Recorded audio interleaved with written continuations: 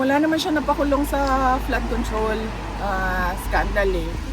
At saka, yung sinabi niya na mahiya naman kayo, it was a PR stunt na sinali nila yung linya na yon sa speech niya na nag-backfire. Dahil ang katotohanan naman kasi talaga, ghost projects yung flood control kung hindi man substandard, unfinished or substandard projects. No? So, sinasabi niya na lang yan ngayon na parang ako yung nagsabi ng mahiya naman kayo para mailayo niya yung sarili niya doon sa flood control scandal.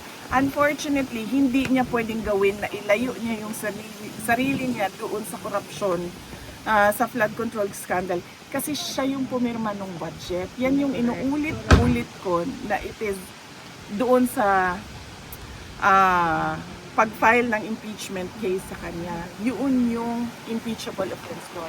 Nagpumirma ka ng budget na alam mo madaming insertions. Na alam mo yung NEP mo hindi na siya yung lumabas na GAA.